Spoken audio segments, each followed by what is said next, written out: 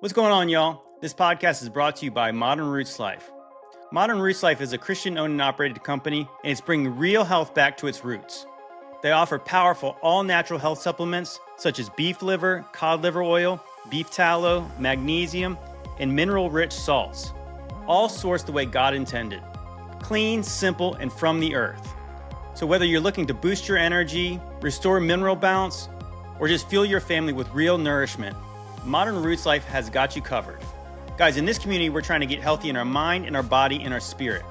So don't neglect your health. If you want more information, check out modernrootslife.com and check the link in my description. You know, people often ask me how they can support me. Well, I think it's pretty cool if you can support me by supporting the people who support me, and you get something in return.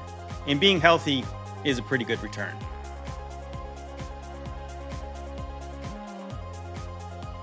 What's going on, guys? Back with another Ancient Roots of Life and Wellness podcast. This is actually episode number 16. I think I said 16 last time, but it was only 15, but I was pretty close.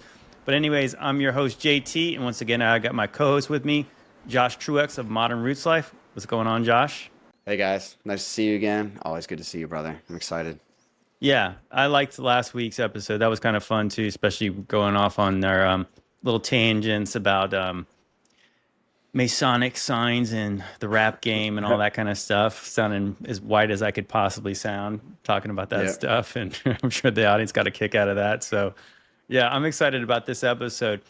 I wanted to start off a little different this week. You know, every so often we have somebody try to disprove the Book of Enoch. They try to disprove our interpretation, which I believe is absolutely the most correct interpretation of Genesis 6. So there was a content creator on TikTok, or not TikTok, but on Instagram, that I believe he shares a lot of really good content. He's a pretty good teacher, but every now and then you're like, oh, wait a minute. Is he a good teacher? He's pretty good on a couple subjects, but on this subject, I was just like dumbfounded on how somebody could misinterpret Genesis 6 in the way that he did. And I'm just like, I was like baffled. Yeah, you were talking about the Sethite theory, right? Yeah, we touched a little bit on that last week about how some people don't believe the sons of God mentioned in Genesis 6 are heavenly beings.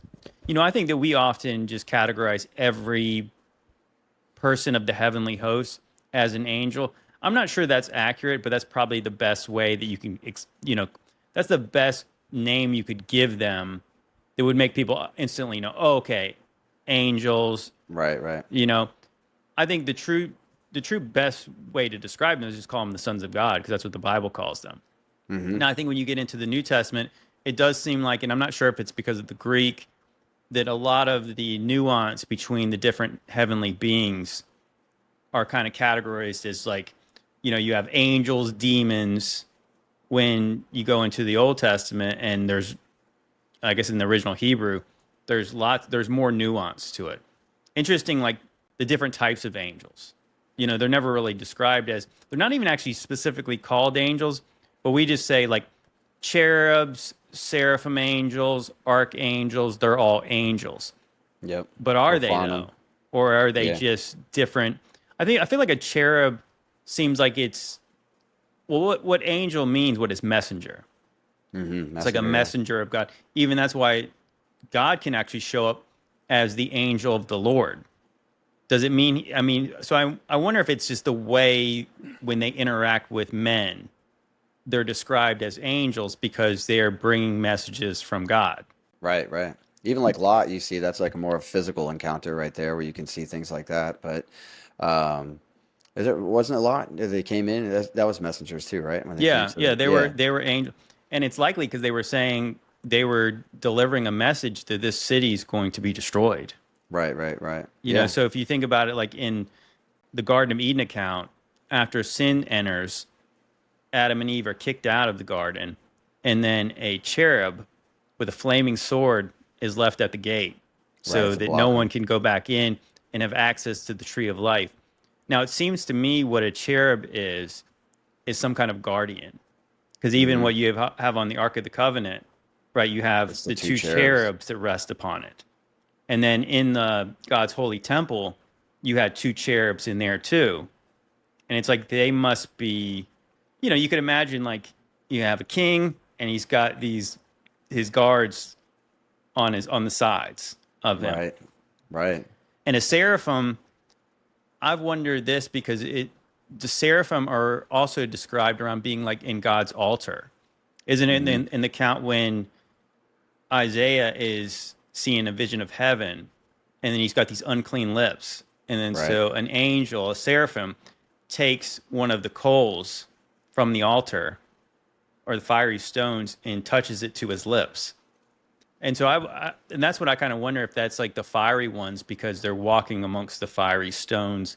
There is a altar in heaven, and so of course, you have like the things that are made in God's tabernacle and eventually His temple represent what it probably looks like in heaven. Yeah, for sure. That's a really good kind of like relation right there, because I mean, you got seraphim as like serpent and dragon like, but the cherub, they seem even Satan is described as that isn't that Ezekiel 14 when he's described as Ezekiel the great 28. Yeah, he's yeah described 28 as a cherub. yeah, the great cherub or whatever he was called. Mm-hmm. So and then you got the Ophanim, which would be like Ezekiel's wheels. There seem to be like almost seems to be like some kind of like levitating, like flying kind of thing.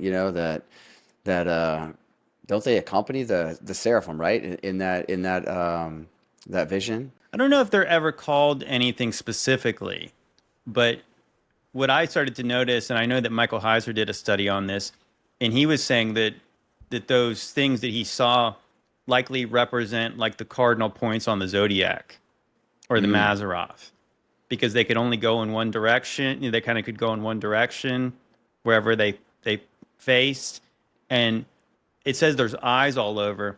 But I think he said other translations say that it's like stars or I forgot what exactly the term he used, but it was like that you could imagine that you have wheels inside wheels. So you think about that old song, "The Wheel in the Sky." The right. wheel in the sky is the Mazzaroth, or the pagans would call it the zodiac. And then you have eyes inside these wheels. You have a wheel inside this wheel, where you could think about like maybe like the constellations, and then you have eyes or stars all over them.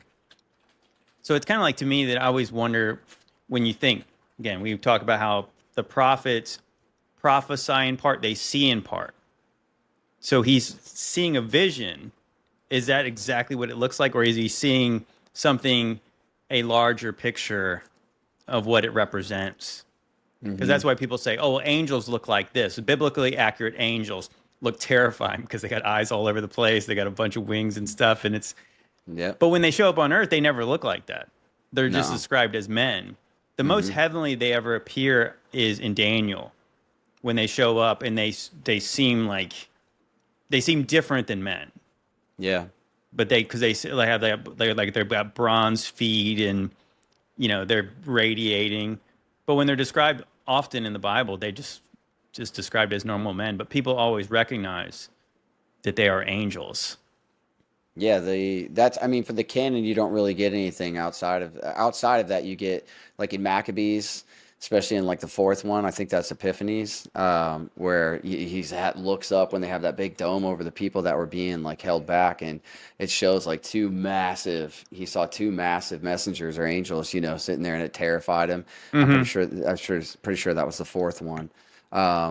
But yeah, I was just looking up because like the ophanim would be the word in the Hebrew for the wheels Okay. in that description. So a lot of people will describe them as like almost like a transporter angel or messenger, that comes like that. But I mean, that's interesting with like talking about the zodiac.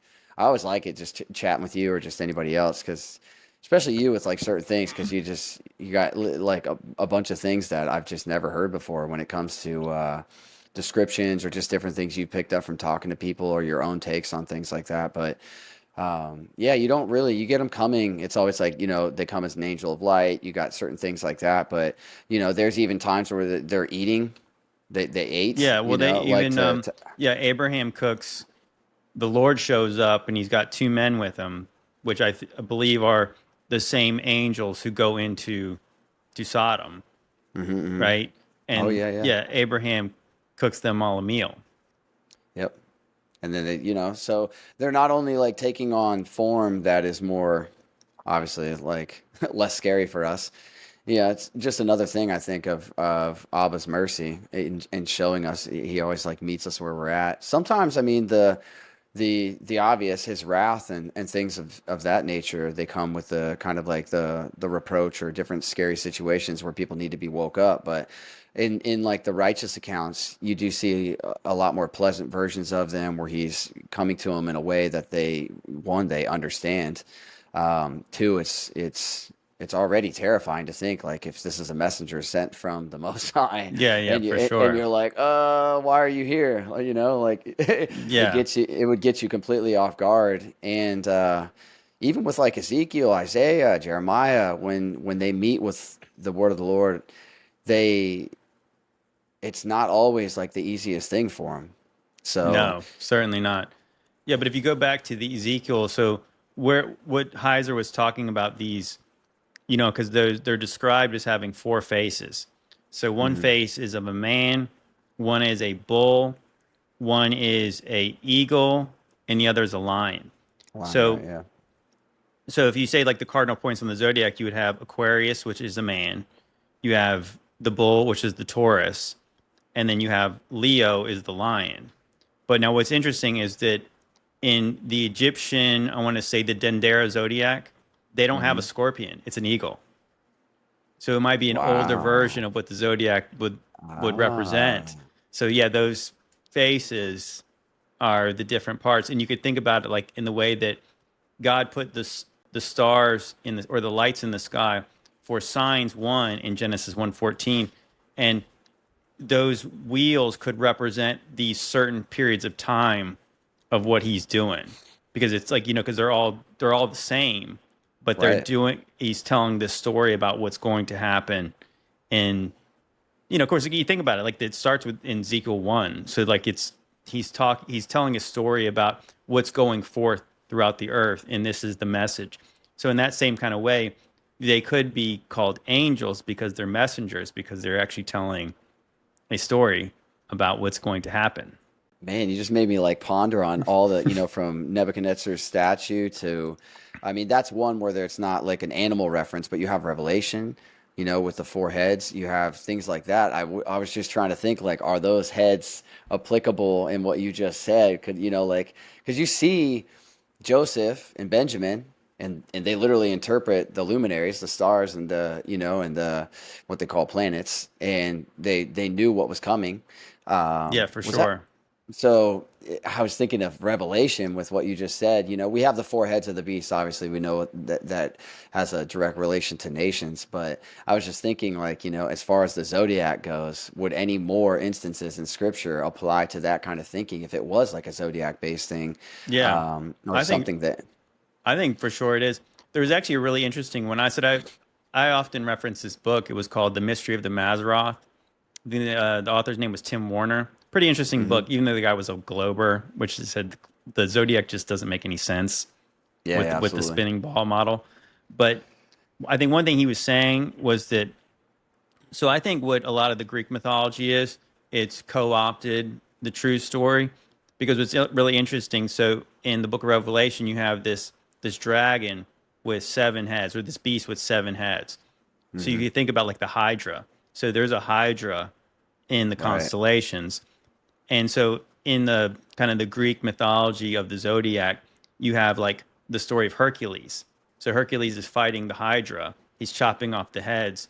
And I think I forgot exactly how he figure out how, what does he carterize the heads or something like that. He burns it. I'm pretty sure. Yeah, yeah. Yeah. So in that mythology, in the story in the sky, the the Hydra shrinks down to be a crab, and then Hercules stomps on it, and it bites his heel. No. Wow. I've Yeah, you think about never. you crushes the head, and then it bites his heel. It bites his heel. So you're That's like a thinking about man. the original prophecy in the Bible about how Right. you're going to crush the serpent's head, and then he's going to bruise his He will heel. bruise your heel. Yep. You're thinking like That's fascinating. there's no way that's a coincidence. No way. No, there's a lot of kind of spin-offs when it comes to like potentials for what people think of that story too. A lot of people reference Thor and Hercules and the pillars and I mean not Thor, Samson. Samson. Oh, Forgive me. Samson Yeah, Samson. Samson seems like that that Hercules is a ripoff of the story of Samson. Really does. Because I think that Hercules takes the gates, moves the Hmm. gates. He has, I think there's a mythology where he does lights the with the fox's tails on fires and sends them through the field and everything. I think Oh wow. I think Hercules' first wife might get burned, like Samson's first I wife got didn't. burned. I need to check that out because that's yeah. I've gone through it briefly and stuff. Just in well, I should say that I remember going through it in the past, but I never went back through it after people made that reference, that connection with Samson. But there was a lot even with the Strait, the Strait of Anian and different things. I saw Madeline was going into talking about different things with that. That was pretty interesting. Just there's a lot of connections that people make when it comes to the Samson, Hercules, all the different things there, and the twist from the occult and then the real version, obviously from Scripture. Yeah, well, again, I think that's what the enemy does. The enemy counterfeits things that are real, not the things that are not real. Even if you really think about it. So, like how Apollo's described versus, like, imagine him. Well, just think about a statue of Apollo, Hmm. what he looks like. He looks kind of like the Statue of Liberty. Now, think Right. about the famous statue of David by Michelangelo. Tell me they don't look the same. And so, what Apollo is described as like a warrior. He's a Right. prophet, obviously light and all that kind of stuff. But you think about like David is like the warrior prophet king. And Yeah. that's what Apollo is described as. So it's kind of like the devil would co-opt the story of King David, and then he's Apollo. He's his son. No, Yeah. It's not. like the Hmm. New Age does that a lot with Horus and all the things where they try and say like, oh no, see, it's not Messiah. It's Hmm. really just these are just another version of this character story that was preceding it, from cuneiform Sumerian times and all these things, and then leading up. And it's not your Messiah. That's not a true story. It's just we even had a brother from Christian Truthers. He used to be really big, and I don't know if you've ever seen him, but back in the day, he used to do a lot of stuff with Parable of the Vineyard. And then he got into I believe it's the Apollo story, whatever it was, the play that was like 400 years before Messiah, and it was like a play through Rome or something like that. And they said that that's where the whole story of that was taken from. And and that literally made him completely walk away to atheism. Oh gosh. So yeah, so I've definitely got some close kind of encounters with seeing like the workings of Satan and moving through those stories, manipulating them, changing them up, and then putting parallel, you know, stories that seem almost exactly the same or are nearly verbatim the same to make people believe that the story of our Messiah is just a fictitious character. Well, that's the thing. It's that the prophecies about the coming Messiah were known and they were old, much older Hmm. than him. So that, well, that's why they would say, oh, these other gods were older than him. So therefore, Jesus is a copy of those older mythologies. But no, they're close, but it's kind of like the devil knows about this Messiah coming. So then he's introducing his false messiahs as the true one. But then again, the devil did not know the whole story. Otherwise, Christ would have never been crucified. So Yeah, that that's like so the story is all of them are dead because we worship a living God. So exactly. he's that's the difference. Is again the devil knew part of the story. So again, he would take these prophecies and say it points to my guy, but then it Yep. didn't. And then Even the so of course, big, hmm I think the biggest one is obviously Nimrod and Tammuz with Semiramis and the whole virgin birth and that story that was spread to where he died and was incarnated into the was it Baal? He was the sun god and then well, yeah, you have and that's like the same story about Isis, Osiris, and Horus. Yeah, right. you have Nimrod, Semiramis, and Tammuz, and it's like the dad dies, but then he's reborn as the Hmm. son. Yep. Of course, in ours, the father doesn't die. The Yeah. son dies Obviously. and Yeah. is resurrected, but it's not. It's Hmm. so yeah. So it's kind of like they do know part of the story how it's supposed to go, but again, they didn't know the whole thing.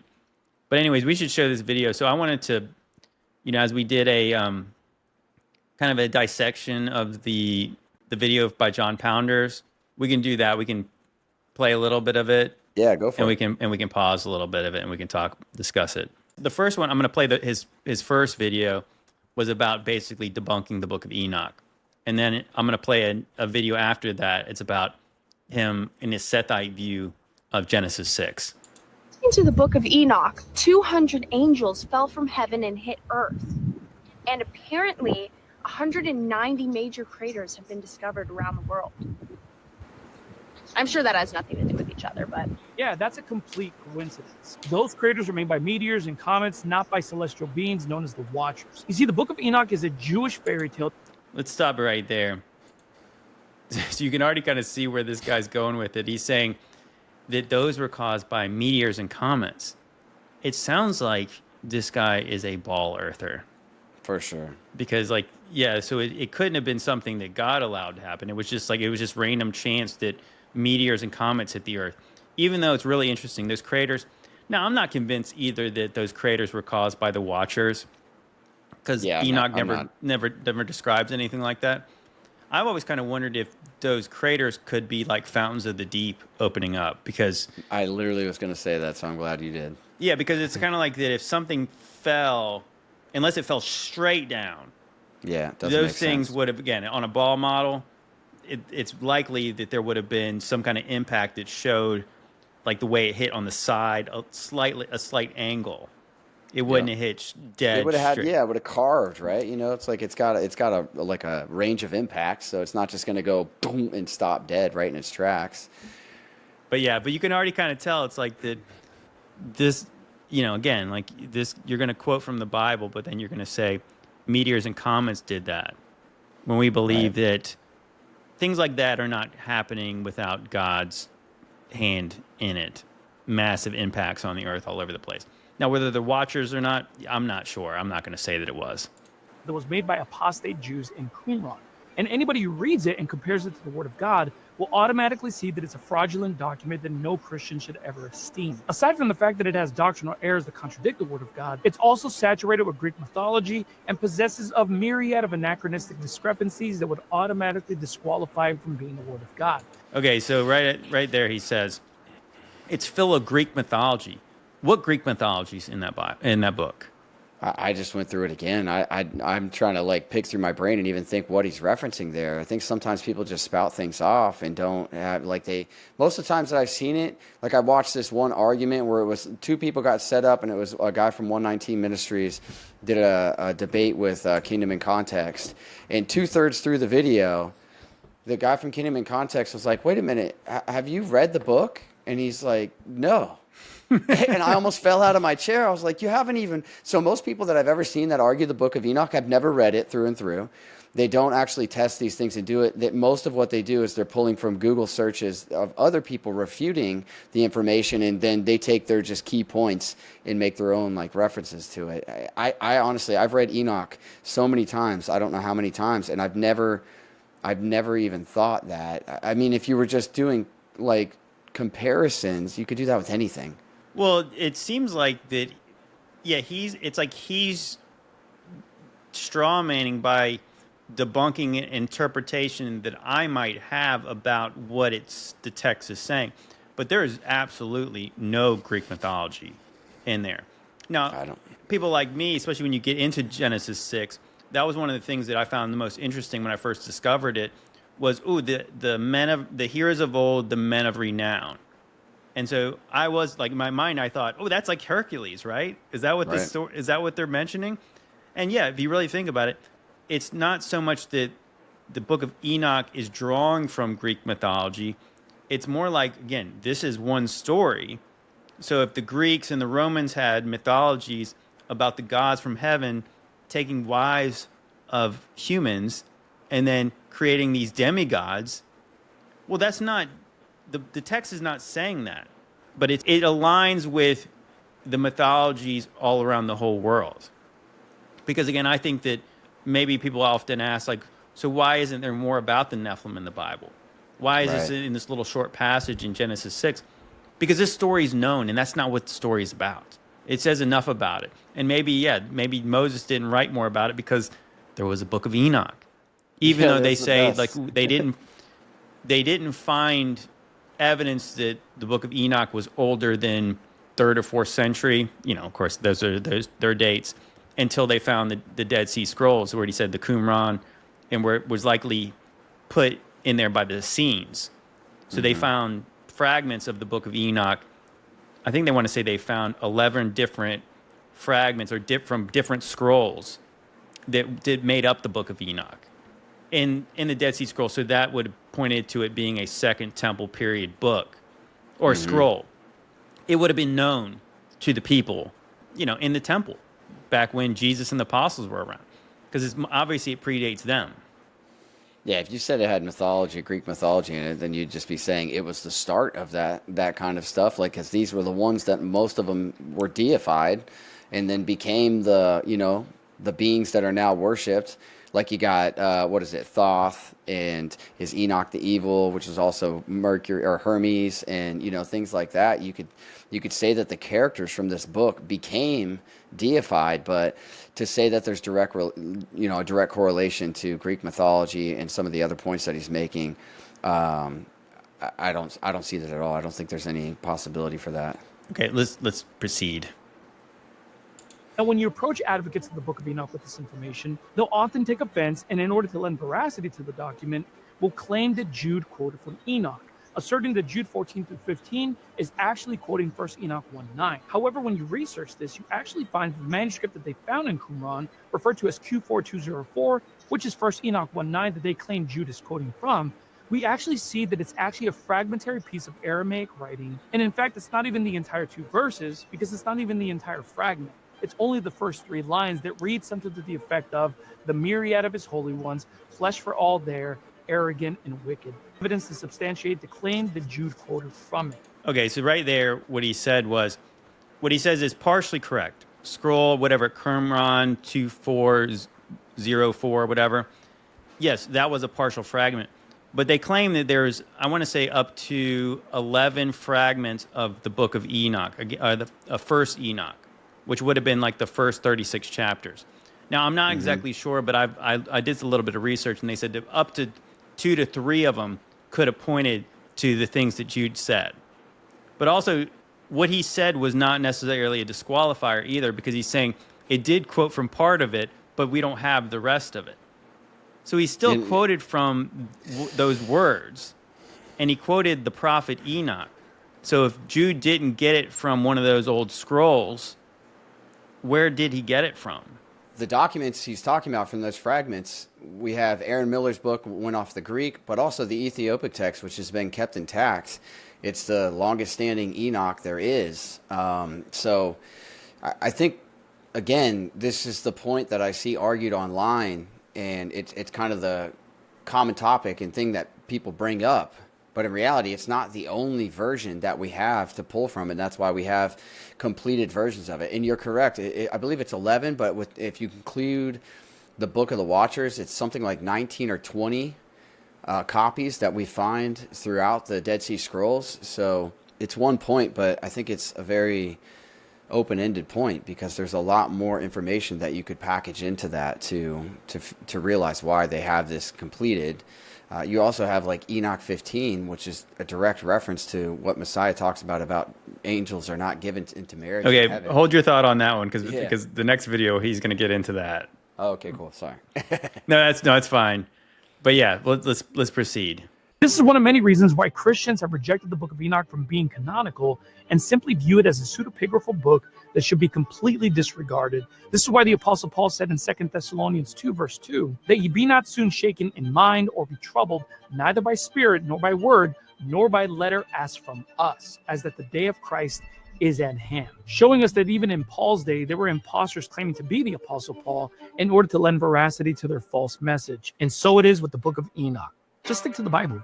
All right, that last point he made was nonsensical. What did that have to do? What did Paul saying that about the day of the Lord had come have anything to do with the Book of Enoch? I don't know. He lost me right there. Not to knock him or anything like that, but it lost me. I was kind of pondering, like, what are you referencing here? I don't know how that tagged on to what he was just saying right before that either. No, it certainly did not have anything to do with the Book of Enoch. The contents of the Book of Enoch, nothing that Paul could have been referencing, because obviously in the Book of Thessalonians, it's a very clear message, is that some people said the day of the Lord has already come, And Paul says it hasn't.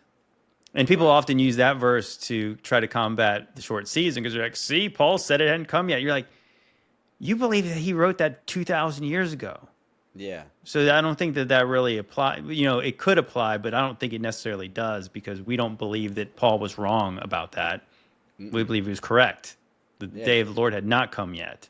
Yeah, he was advocating for the return and telling people to get prepared for it. So I think that's a perfect, it's perfect in context for exactly what he's speaking on. I have no idea why he said that at the end there. You know, and the thing is, so we often bring up Jude because that is probably that's the best evidence because Jude quotes directly from it. And the thing is, Jude never claims to have some kind of special revelation to find out what Enoch said and what he prophesied. He quotes from a book. I'm quite certain that he did that because, again, they found these scrolls. Even if it was a partial scroll, it did line up with what Jude was saying. Correct. So Jude read it somewhere and then he quoted it. So I believe that is the best evidence. But there's also things that when we probably get into our study today, it talks about how like Azazel was bound hand and foot and stuck in some pit. Mm-hmm. So we know that Peter references that there's these angels that are chained up in Tartarus, which is interesting because he brings up how, it's steeped in Greek mythology. Well, Peter uses the word Tartarus, right, which is what the Greeks would have called like the bottomless pit. Mm-hmm. And I think it's really interesting to correlate the two because in Greek mythology, you had the Titans who were kind of like the original gods.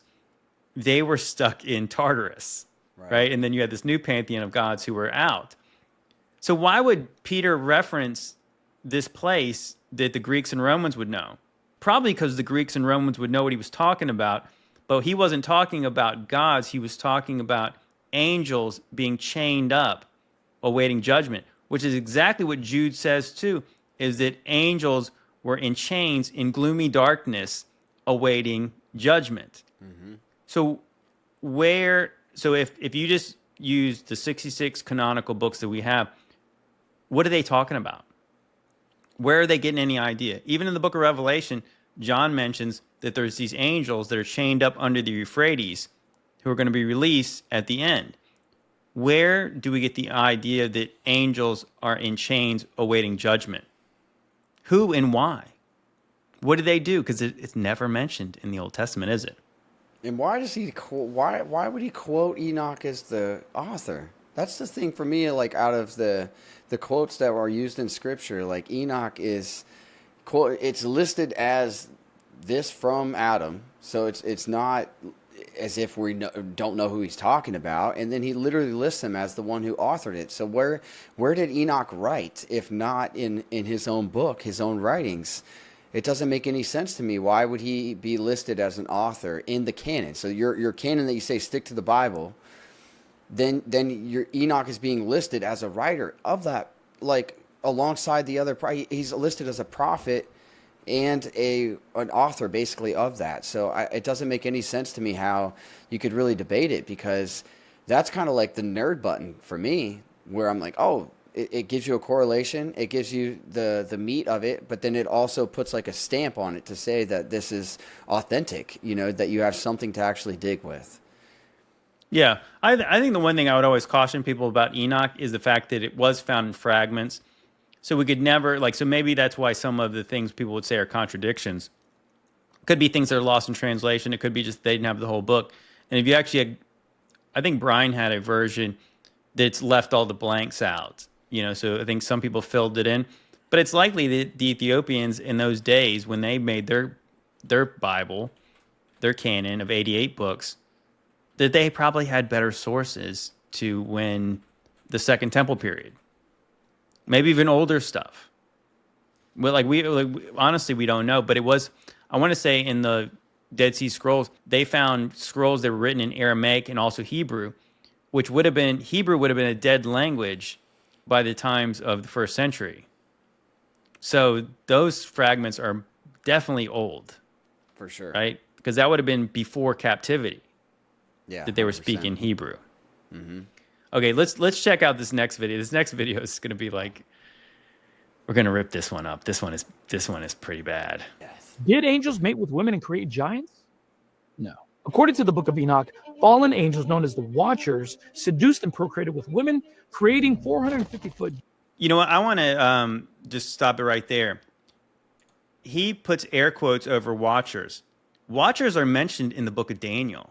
They're actually mentioned because it was saying that, so when Nebuchadnezzar is decreed this judgment upon him, that he's going to crawl around like a beast, it was the judgment of the watchers that did that. Mm-hmm. We should pull that scripture up. Daniel 4:13, 17, and 23. You want to read that? Yeah, 4:13, 17, and 23. Okay. You want to read it? Yeah, because it says, I saw in the visions of my head upon my bed, and behold, a watcher and a holy one came down from heaven. That's the first one. And then the 17 is, this matter is by decree of the watchers, and the demand by the word of the holy ones, to the intent that the living may know that Al Elyon rules from the kingdom of men and gives it to whomsoever he will and sets it up over the basis of men. And then 23, right? Mm-hmm. And whereas the king saw a watcher and a holy one coming down from heaven and saying, hew the tree down and destroy it, yet leave the stump of the roots thereof in the earth, even with a band of iron and brass, in tender grass of the field, and let it be wet with the dew of heaven, and let his portion be with the beasts of the field, till 7 periods of the time pass over him. Yeah, so there's no air quotes over watchers, because again, in Daniel, it's the exact same context that a watcher or a holy one, right? So, so swing and a miss there, bro. Giants that wreaked havoc upon the earth, causing God to flood the world with the intent to destroy them.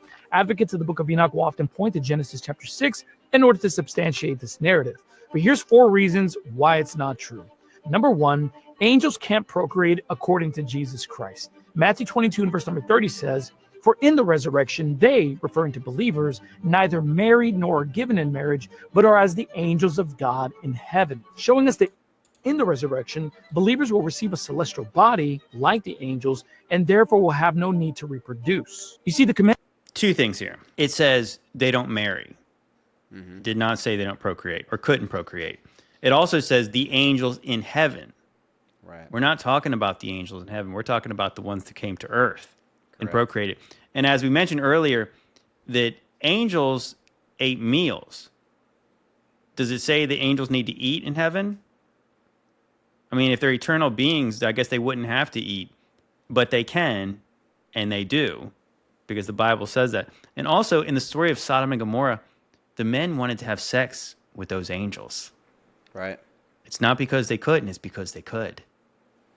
Right? Is that not part of the story? It says that you eat the food of angels. The manna is listed as the food of angels. So That's true. I mean, there's enough to say that we could be wrong if we say that angels don't eat. You know, like, because why would they have manna that's listed as the food of angels? So, and didn't we read was it in Enoch chapter 10? I want to say my memory escapes me on this, but I want to say it was something like Enoch 10:14, where Enoch says that the angels are not supposed to marry.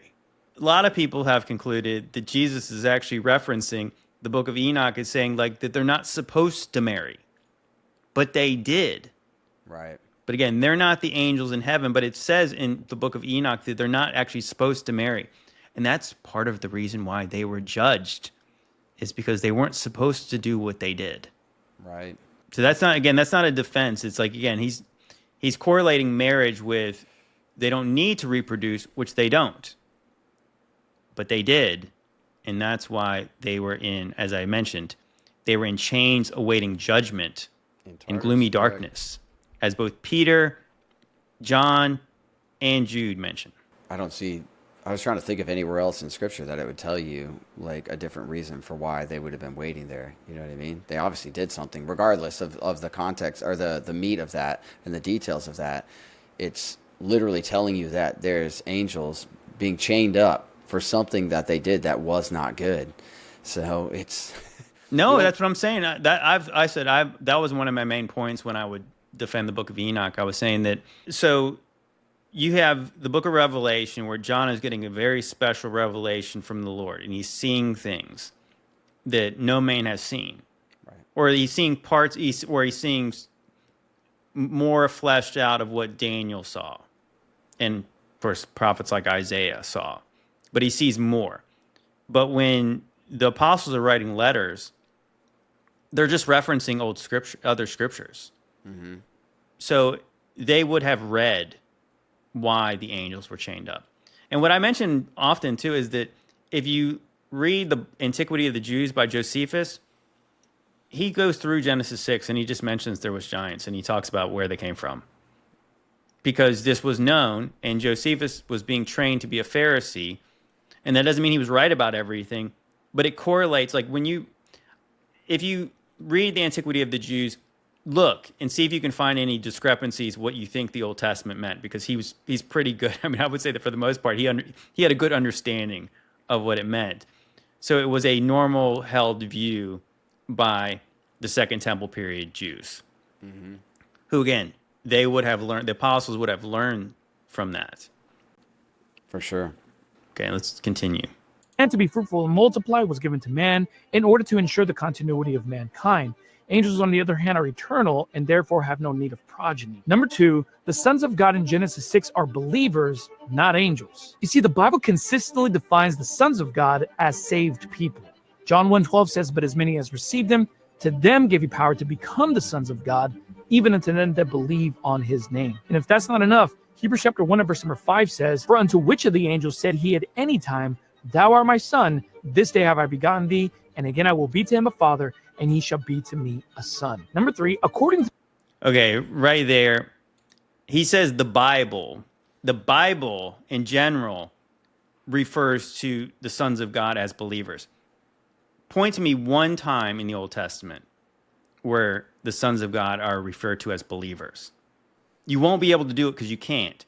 So the only two people who mentioned that will become sons of God are Paul and John. Now, what he's saying is like, we have the right to become sons of God in the resurrection, just as Jesus, probably they're getting it from Jesus when he's saying we'll be like the angels in heaven. So we'll be like the sons of God.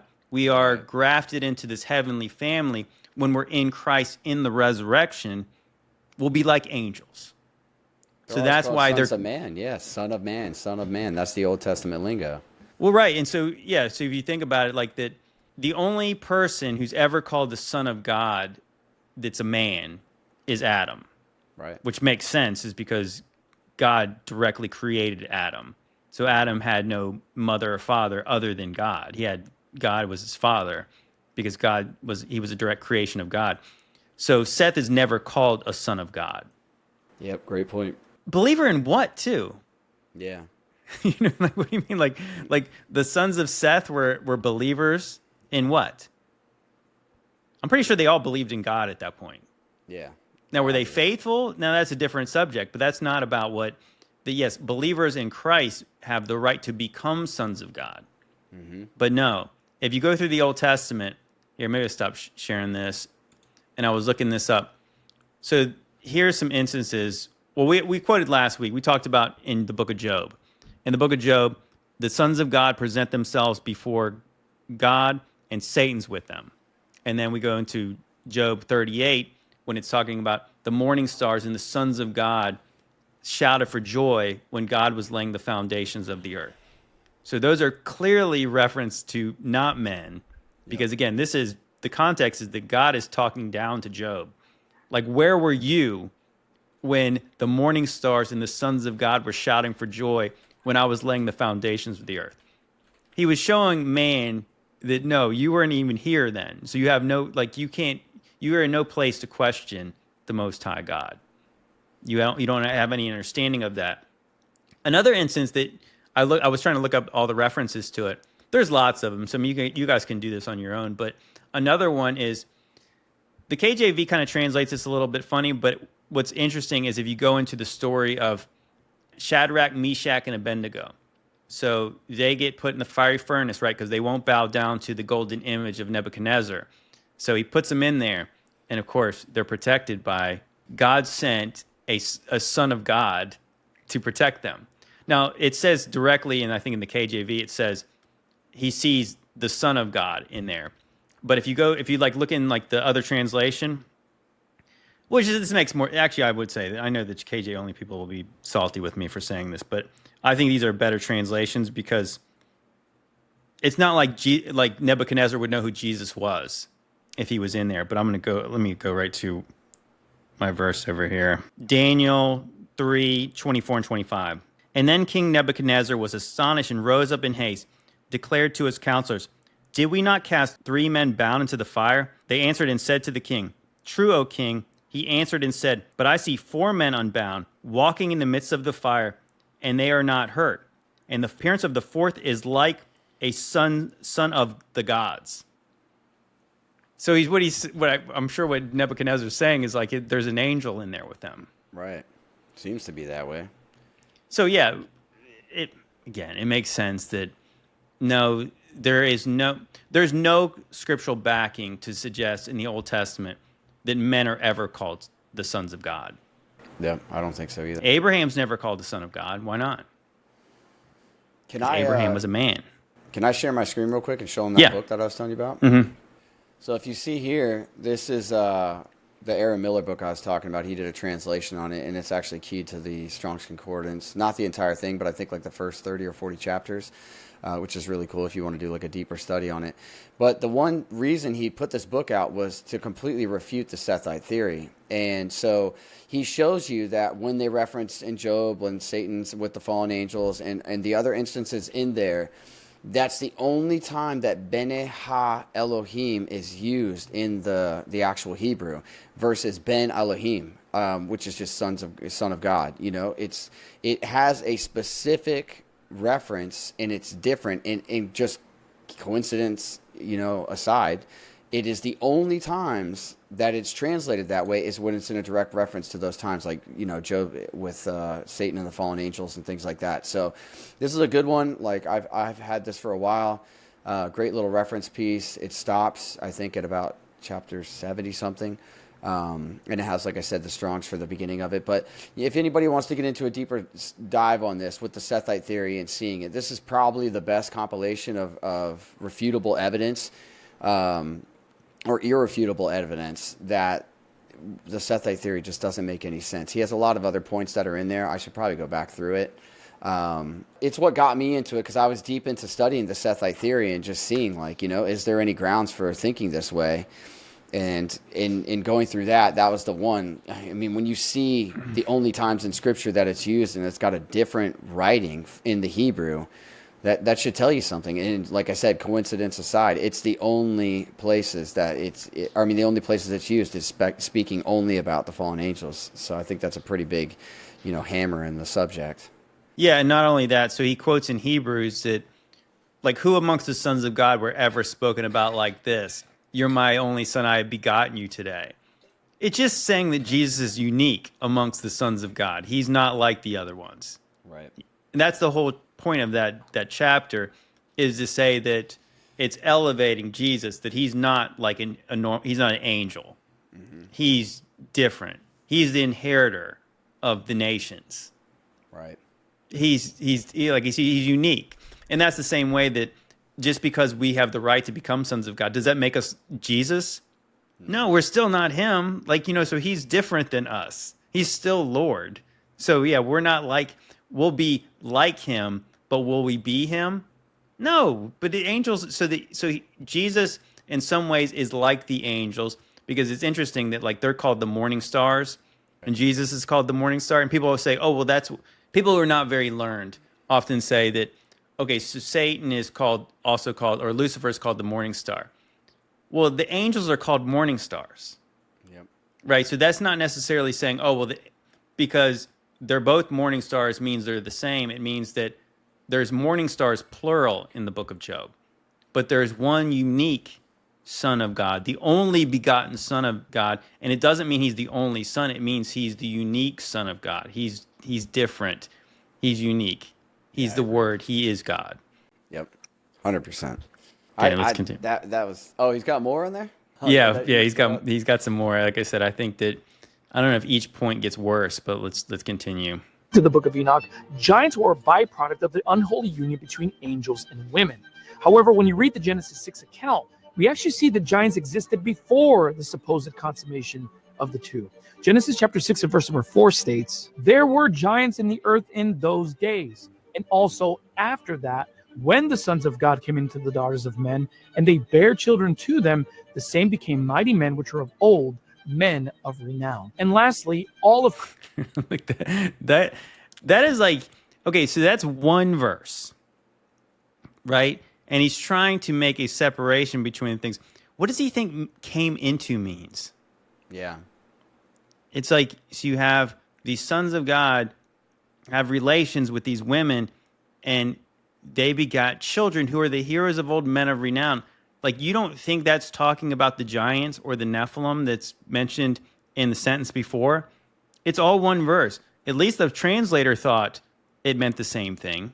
Yeah, it's not Matthew 24 where there's 3 descriptive pieces being broken out and it's like separating them. This is kind of like a continuation of thought throughout that entire verse. Yeah, it's like there was giants in those days and also afterwards when the sons of God came into the daughters of men. It's saying when that happened, these two things came from it. So I know it's like you're really, I mean, you're not standing on the Bible when you say stuff like that. Okay, let's continue. I guess he's about done. Creation, according to Genesis chapter 1, brings forth after its own kind. In other words, dogs can't reproduce with cats, camels can't reproduce with monkeys, and angels can't reproduce with humans. Now, if this is true, then who are the giants in the Bible? Well, stay tuned for the next video to find out. I don't know if I'm going to stay tuned for that because that was a bunch of nonsense. Yeah, in Genesis 1, God established an order which the angels corrupted, as it mentions that in Genesis 6, that all flesh had corrupted its way on the earth. God was ready to destroy the birds. Right. All the animals. Like, so why would God want to destroy the animals that he created and said were good? Because the animals and the birds and the men were not what he originally intended. And so it's also kind of not accurate to say that we do know that you have certain kinds of like hybrid animals. What is it, like a donkey and a horse go together and you got a mule? Yep. So it's not to say it's impossible. Is that what God intended? No, and it's also just a description of that each kind of animal he made reproduced after its own kind. So it's describing the fact that this creation was not done. There was going to be more creation as they multiplied. So again, it does not necessarily mean, again, the whole thing is really silly that you would take that point, that draw that hard line in the sand and then be so dogmatic about it. I think that's the thing that probably turns me off the most about it. It's just you're teaching with such arrogance. And I would say that if you guys have seen the comment section, he's very antagonistic in the comment section. He and you're like, people, I'm sure. And you're like, you're wrong. Like, but you're actually wrong. And he's only telling part of the story. Like I said, saying that every time the Bible describes the sons of God as believers, it doesn't always. And it only does in the New Testament. Never mentions that in the Old Testament. It's not to say that we don't take those and kind of compile the information, but it's very different in the way that it's written. It's very different in the way that it references things. And it's definitely not something that he could say is continuous, like, linear all the way through Scripture. And a lot of the points were like reverse aha moments, because it just didn't sink in. When he said certain things, I had to like take a deep breath and just not, allow that antagonistic side to come in. That's not what we're supposed to be doing. If you believe you have the right answers, you should be leading in light with these things so that you could lead people back. But still, the way that, and I'm not saying that I haven't been like that in the past, especially when I was, deep into Torah, I felt like I lived by the book of judgment rather than by, living in love. Like everything that I got into was about being right. So I know that feeling to live up, but just seeing that those aren't, I've heard really good points against Enoch, and they still are always refutable. I believe that you can find a way to refute every point that I've ever heard for the book of Enoch. But from what I can tell from him, I think he follows suit with every other person I've seen try to refute the book of Enoch. If I asked him if he has ever read the book through and through, I'm not going to say that for sure he's going to say that he hasn't, but it seems like he has not read the book at all and really tested it side by side, because it's pretty concrete. It's like a second Esdras or a two Baruch, second Baruch. There's a lot of evidence in these books that make you feel kind of that warm, canon-y kind of feeling. You know what I mean? Where it makes you feel right at home. You don't feel like you're reading some book that's so far from the basis of the canon. No, absolutely not.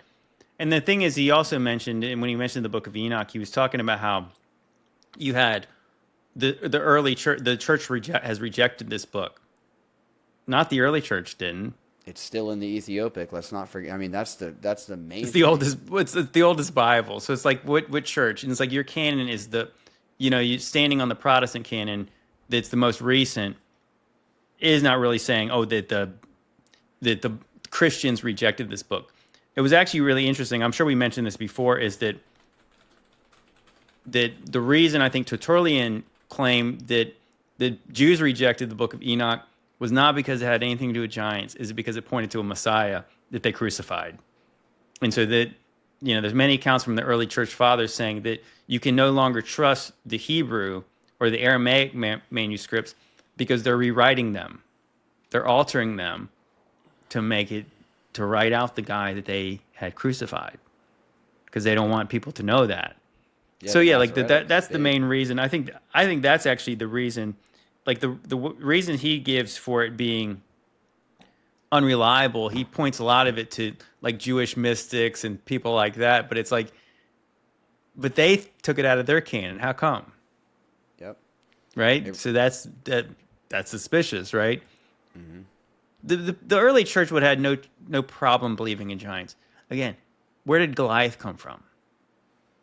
What about the giants in the land of Canaan? They came from somewhere. And they were like grasshoppers next to him. I mean, these are obviously massive individuals. This is like, why would they use that reference? I mean, they could have said, like, we're like little dogs next to their side, but they didn't. They said we're like grasshoppers. When I stand over a grasshopper, I feel like I'm like 40, 50, 100 times bigger than them.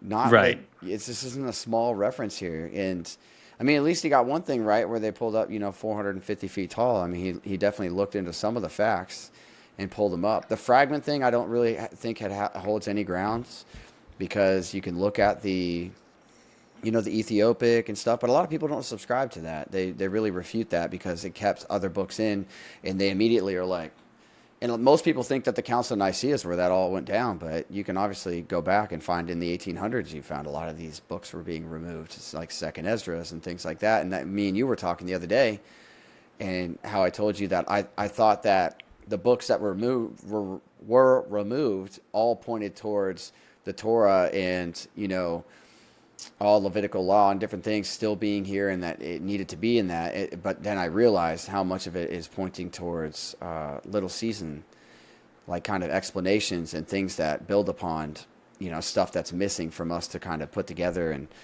and package so we can actually properly discern where we are in the timeline. I think that's what the biggest thing that you'll notice, the biggest kind of collective, what am I trying to say here? Like kind of topic that you see between all of the apocryphal books that you can tell are pretty good books is timeline based. I believe is things that are hidden from the timeline, things that help us to understand the timeline. Yeah. So the early church fathers who believed that the Book of Enoch was valid would be Tertullian, Justin Martyr, Irenaeus, Clement of Alexandria, and Origen. And it's interesting because those are the earliest ones, which is funny because if you look up when they say the Enoch, the Ge'ez, was it Ge'ez? Ge'ez, but the Ethiopian canon, they say that was translated 3rd, 4th century or 4th, 5th century. Well, all those church fathers are, at least based on the chronology we know, they're earlier than the Ge'ez. For sure. So they had reference to some kind of Book of Enoch back then that they said was valid. So, and if you look up, suppose the later church fathers are the ones who later throw it out, which actually would kind of lend credence to the idea of like the Council of Nicaea. They decided some of these books, they went with more with that Sethite view. Yeah. But yeah, like I don't. Again, yeah, it's. I wonder with the chronology too. Like if you were bumping those years back, like when was it really translated? Would it be saying that, like kind of with Gunner's work and different things like that, where he talked about Constantine, where everybody believes he's what, 3rd century? No, yeah, well, Constantine would have been in the 300s, would be considered the 4th century. Oh, 4th century, right? Yeah, but so you would have, but yeah, Gunner puts him in the 1st century. That's why I always wonder. Like, I'm not one of those people who throw out all the early church fathers. I just think that what if they lived in the times where, like who are the leaders of these churches that are being written to? Wouldn't it be more likely if these people were directly like mentored by John, that they would have been the people getting the letters? Yeah, I really wonder if like Constantine, in my view before when I was in the Torah community, it was that because you read his creed and it says that you must do away with your Hebrew rites and customs and all these things, or you're not, part of the Christian faith. And now when I look at it, I'm thinking to myself, was he advocating for a post-Messiah return based, kind of ideology at that point? Would he have been? He would have been after that. So if this had already happened, then those things would have been changed. The priesthood would have been changed. Like, the altar, the temple, like he came after all that, right? I mean, again, it's really tough to say if he was in the 1st century. Like when was he, in what relation was he to the destruction of Jerusalem? That's really what It's really hard. It's really hard to know. Yeah, I wonder. It's just something to ponder and kind of like, hypothesize. Is he somebody who was after that and he knew it and said, look, there's no temple, there's no altar, there's no people, the land, like these things are dispersed and destroyed. So you obviously have like no way to fulfill these things anymore. So, and we know when you properly dissect that prophecy, like all the prophecy, that you realize it's pointing towards a lot of localized things, the things of, the Whore of Babylon, different things like that. All this is pointing towards Jerusalem. So there's a lot of things that do point towards certain things that would have been applicable before that. Rightfully so, Messiah was telling them up until that point they should have been following the law to the T. But after he came, it should have been like, I mean, did he just come and die? And a lot of people still believe in him, but yet they don't believe that anything changed with his death. I don't know how we could say that. It wouldn't really make any sense, and it wouldn't rightly divide the prophecy and say that they were being fulfilled. I think it would take away from the fulfillment of them if you said that. True. Okay, do you want to get into our study? Yeah. We'll probably take a little bit less today because we did, our preamble was nice and long, but at least a couple chapters of it. But first, Josh, why don't you tell us about Modern Roots Life? All right, guys. So Modern Roots Life is my company that we started. It's a faith-based company. We give all glory to the Father and Messiah. We try and make everything as clean and as natural in the way that he wanted originally for our bodies. We formulate everything based off of what's going to match hair test mineral analysis and metabolic blood panels. We're also here to help anybody. If there's anybody that's in need, financial struggles, different things like that, we believe that health should be available to everybody. So if you know somebody or you're in that situation, please reach out to us. We don't charge for coaching. We don't charge for consults. We want you guys to have the education on the product line. We don't just want you to buy a bunch of products. We want you to understand each step of the way, and we want you to understand that this is not a one-size-fits-all. It's a customizable program that applies to each individual and their personal either issues or their goals or the things that they're looking to do with their body.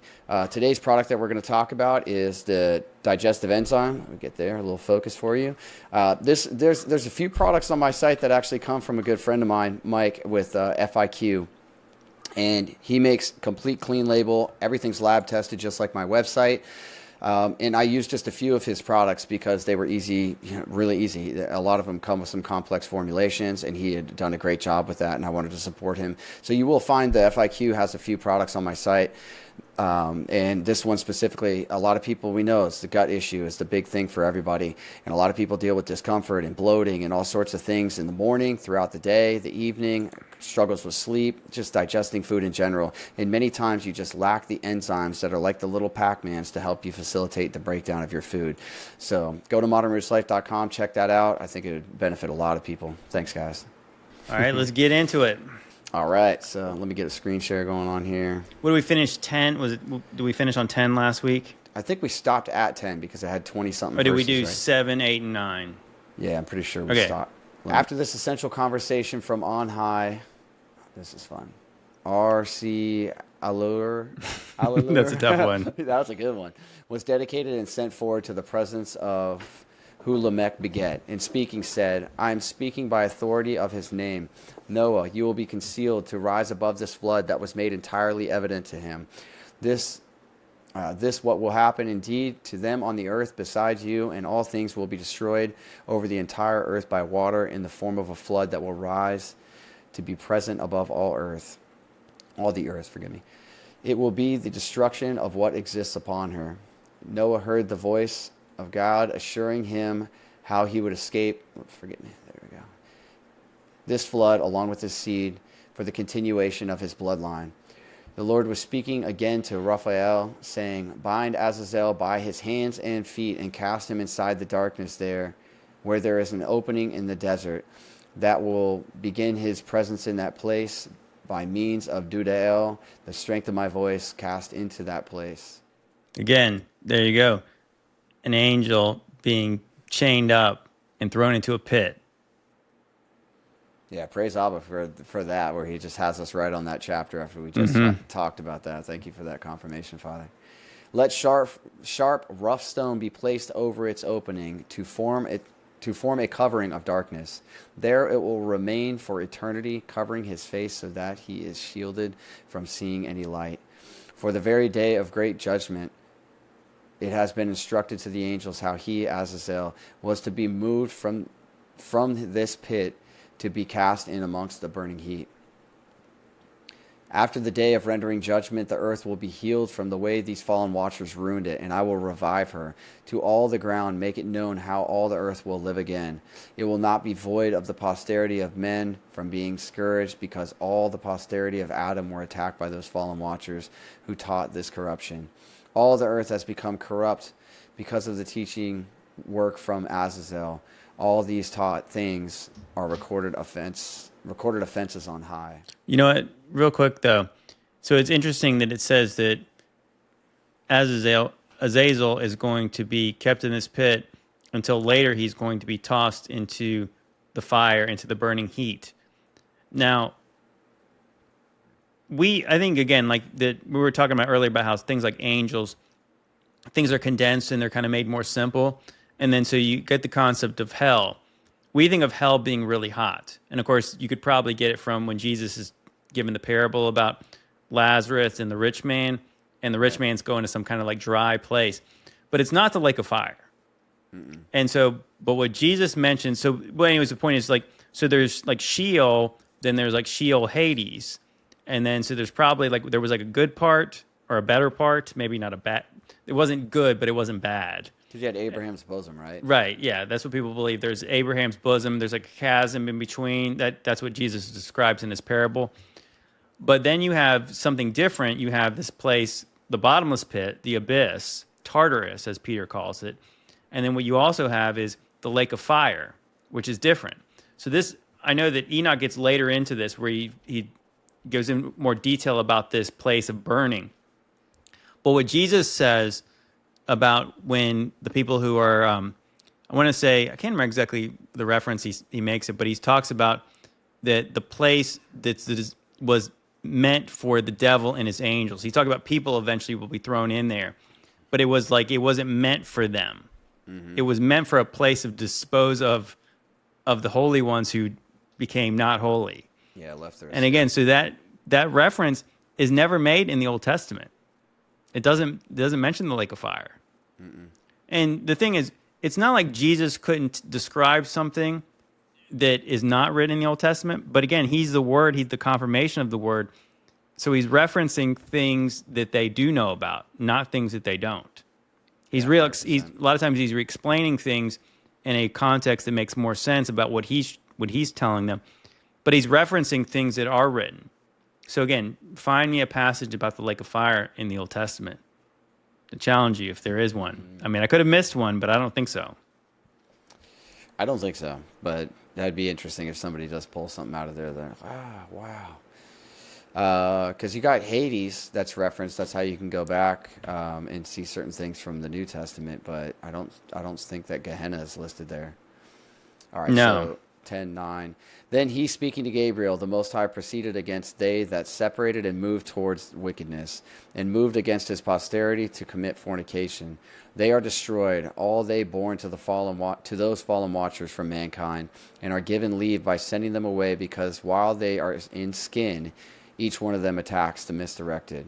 Indeed, they will not linger to remain in the presence of mankind. The fallen watchers all asked, and nothing they asked for came to fruition, because they all set their hope for their offspring to be alive in good everlasting health, just as all of them have been alive, each one of them together, as they have been living these past 500 years. That's interesting. Then he, speaking to Michael, the Lord proceeded to make known these things to Semyaza. He moved to imprison him along with the other angels in his company, who united with women in a way that the women were wasted, by forcing them to be in their own company, restraining them from their defilement. That's interesting there, because you see in 10:9 it says the Most High, and then he, speaking to Michael, the Lord, proceeded. So even with what we see in like the Old Testament, how the Word, Is it two different entities? Yeah, it seems like this is, and it seems like their actions are separated too. And what one is saying, with the, like you said above, with his voice, let it be what takes them there, basically, to Dudale. So it's pretty interesting how you see it there. This one, I don't believe it references the Word. I think it just references him as Lord versus the Most High. Oh yeah. By the way, I found that verse in Matthew 25:41. Then he shall also unto them on the left hand, depart from me, ye cursed, into everlasting fire, prepared for the devil and his angels. So this is what that's talking about. Right. Okay. Okay, then he, speaking to Michael, the Lord proceeded to make known these things to Semyaza. He moved to imprison him along with the other angels in his company, who united with women in a way that women were wasted, by forcing them to be in their company, restraining them in their defilement. At that time, the fallen watchers became transfixed, unable to move from horror, at the time that they perceived that they and their posterity were to be imprisoned, because of my love for those who had become sad. They were to be imprisoned for the advantage of the family of mankind, by casting the fallen watchers underneath the ground. They will be there until their judgment is rendered, which will be their end, as he who is established in everlasting dominion of the world passes their sentence. Yeah, see, now if you go over into Jude, I believe that's probably what Jude was referencing. If you go to the book of Jude. Okay, Jude 1:6.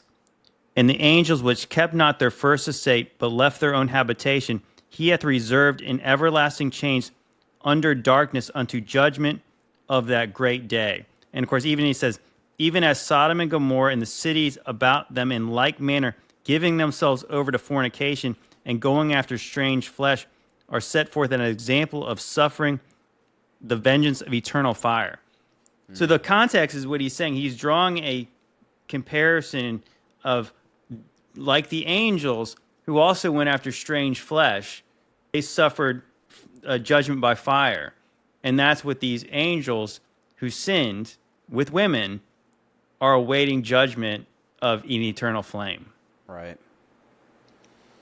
I just did a little quick search. Is Gehenna the lake of fire mentioned in the Old Testament? It says that it has the valley of Hinnom, which is listed as Gehenna in the Hebrew, but it's not listed as the lake. That's just listed as like the valley.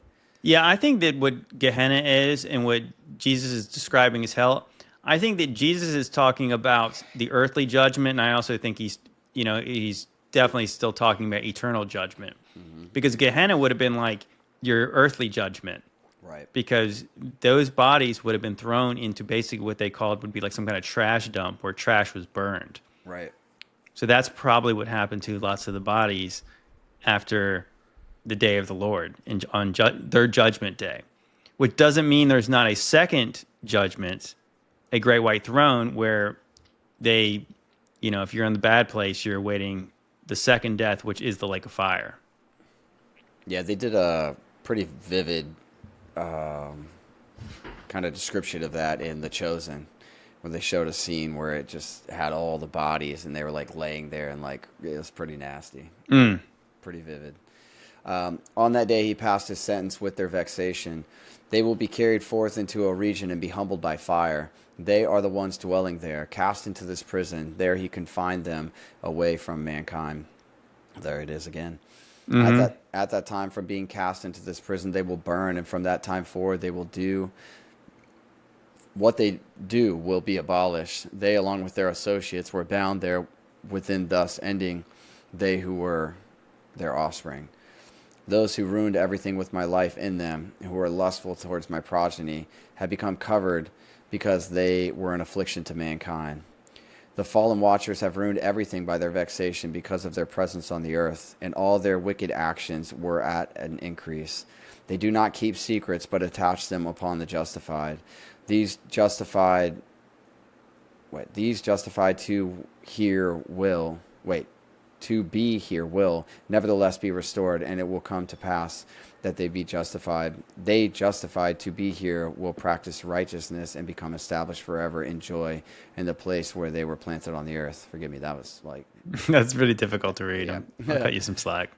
He was to hear all of the cries, including the voices of the justified who escaped the flood. It came to pass that he saw mankind who escaped restored until they gave birth to a large number of children, and each of the children remaining in the region of their youth, and in the Sabbath of the kingdom age, mankind are the ones satisfied in peace. Because they who are dwelling on the earth in that day will occupy themselves in rightness over its entirety. Righteousness will be established as a tree firmly rooted, and mankind will be abundant in praises. Hallelujah for that. Mm-hmm.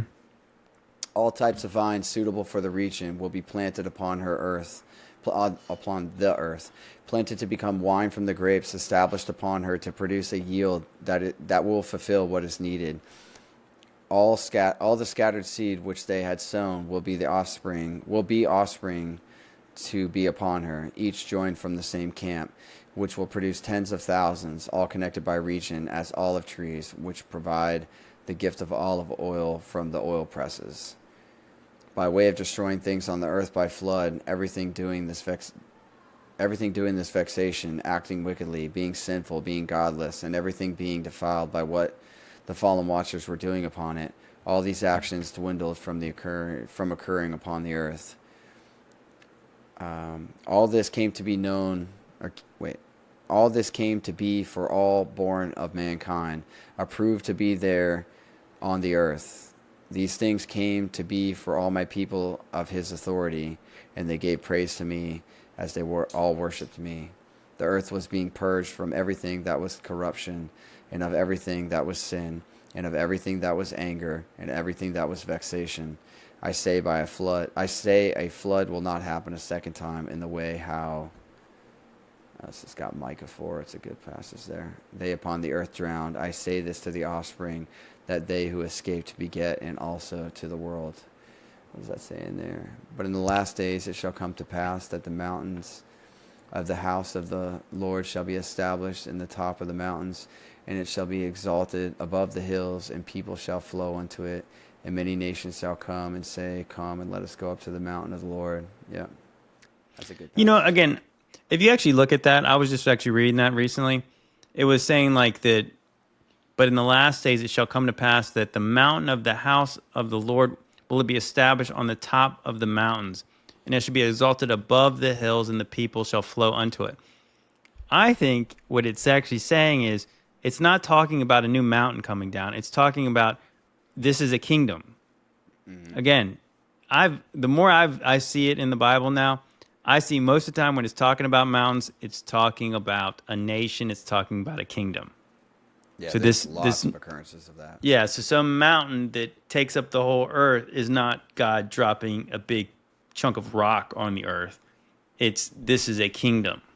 Yeah, And so just you're like going up to the mountain, you're going up to the kingdom of God. And it doesn't mean it's not physically on the top of a mountain, but it's this kingdom that's established is the mountain. Yeah, it's kind of like you and Jason were talking the other day, and he was, just showing that people should know that when it says world, a lot of times it means era, like end of an age, like. Yeah, eon. Yeah. Also, I was even reading today, I was reading in Zephaniah, and it was talking about this, that God was going to make this whole earth desolate. But then if you actually look at what the context is, it was just talking about Judea. Mm-hmm. But from our perspective, it's like, oh, if God's judging the earth, Right. we're picturing a big ball in our head because we have the globe ingrained in our head. So it's like, oh, the whole earth is being judged. It was literally just talking about a very small region that's Judea. Yep. It didn't mean all the earth. Yep. That's like what we were talking about before, where kind of like from the John Pounders video and a lot of like other refutes that people were saying about the little season. And it's just, people like just assume that it always means everything. It just means this in like, we're just reading it for face value in English and not taking it even into like the Strongs to see like, oh man, that's like mind blowing. It doesn't mean that. Mm-hmm. How long we got here? Oh, this is a quick chapter. So maybe where we got for 12. Yeah. You want to do? Yeah, 12, let's just do 11 and 12. Cool. For they who remain treasured blessings from heaven descended upon the earth, upon they that are working in their labor, those born of mankind. Then harmony becomes restored there as a companion for they established to be alive there. Because of harmony being held in the earth, this harmony remains forever for all born of mankind. Second vision of Enoch. To discuss what happened in the first place, Enoch was shut in, sequestered by taking him to a hidden location. He was not in that area or in the area where mankind knew he belonged, taken away into hiding, allowing the angels to transmit to him what was about to happen immediately and what was to happen at a distant time. See, that's another good thing right there where you're breaking it out, happen now and then what else is going to happen in the future. All that Enoch, was doing at that time of sequester was done with the angels, his holy ones. Then I, Enoch, became blessed to comprehend the Lord, who will be the great king of this world. Those angels who were convening with me, Enoch, had the aim for me to be a scribe. Then they said to me, Enoch, you are the one writing what is truthful. Now depart from here to make what you write known to the watchers of heaven, who abandon heaven, this high and holy place, which is everlasting. They left heaven just to live with women, whom they corrupted and produced children with, just like they would to those who gave birth by men, and seized for themselves a wife, and defiled a significant number with their depravity upon the earth. Peace and forgiveness of their sins will not come to pass for these fallen watchers. Indeed, to them they were not comforted by their offspring. When waging war against them because of the mercy I have for my loved ones, they, the fallen watchers, will see the destruction of those which were born to them from women, who cried out with a loud voice. The women requested mercy at that time, but compassion did not happen for them, nor did they receive peace. It was interesting where our debunking of the debunking went, and it kind of went right into the things we were talking about, how the angels were put in pits awaiting judgment, which is exactly what Jude says. And he didn't necessarily quote directly from the book of Enoch there, but he obviously said as much. And again, Jesus is talking about this place of everlasting fire that was prepared for the devil and his angels. Right. We only know about the other rebellion of the angels basically from the book of Revelation, that when the dragon fell, his tail swept a third of the stars, which we know are angels, down to the earth. It does mention in Psalm 82 that the sons of God were corrupt, but I'm quite certain that this guy would say, oh, it wasn't actually talking about angels in Psalm 82, it's talking about men. Even though when God says, you're going to die like men, you are sons of God, all of you, but you're going to die like men. Mm-hmm. So why would he say that? You wouldn't tell men you're going to die like men. Yeah, it doesn't make any sense. It's like- kind of redundant.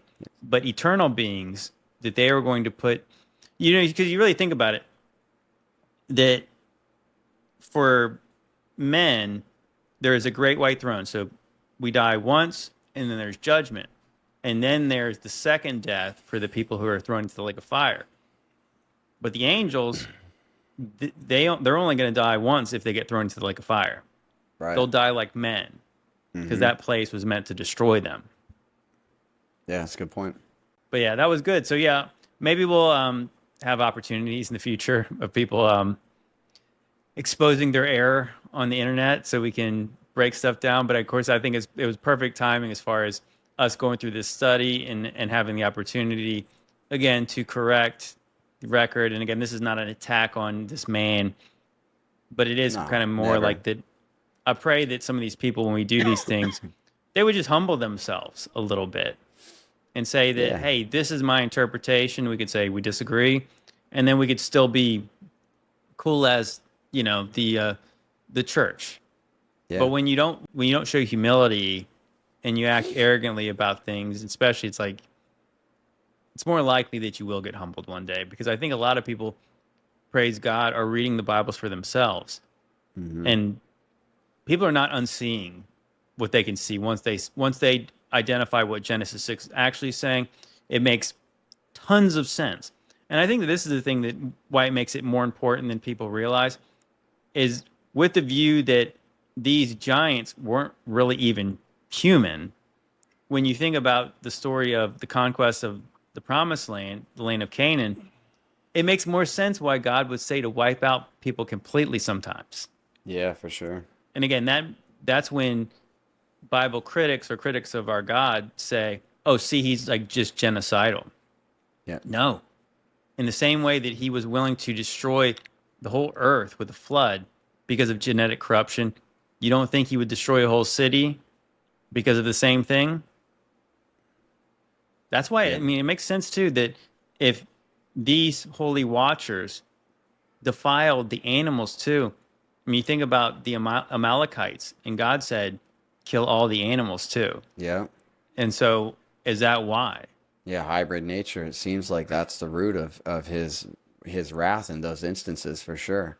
We see it in other examples. That's why when people say he's like a genocidal maniac, you look at it, and when you understand that, you could say hybrid nature in that. But then you look at other instances, and you're like, that's not why he did it here. That's not why he did it here. That's not why, those are kind of like the big impact kind of things that he did that people remember the most. But there's other times where like people, were taken out because of a certain thing that they did or didn't do. Anyways, there's plenty of examples of it. If you guys have that'd be a good thing for certain stuff. I don't want to necessarily say let's turn this into the refute show, but if you guys want to link any kind of thing in the comments section for videos that you're seeing that are challenging you, if you are challenged by somebody's debating, like a video that they're debating certain things that we're studying or that that we talk about, then please share them if you think you got a good one, and we'll take a look at it and see if we can help you along with that. By all means, let Abba be glorified, and may he put the right words for us and make it not about us, and challenging these people always too. We just like with John Pounder's, like, good brother, good dude. I don't know him personally like that. Like, I'm not hanging out with him or anything like that, but seems like a good natured guy, and we're just here to kind of like shed our light on things, and then go back and forth about stuff. We're not here to like hate anybody or bring them down. This is not a character attack by any means, but if you guys do have any ones that you want to link, we'd love to go over them and check them out. Absolutely. But anyways, this was a lot of fun. And again, if you guys do, let us know in the comments if you got any potential debunks of debunks we can do. But yeah, once again, we appreciate you guys, all your love and support. If you guys want to support this podcast, once again, check out Modern Roots Life. Love you guys. See you next time. See you guys. Take care.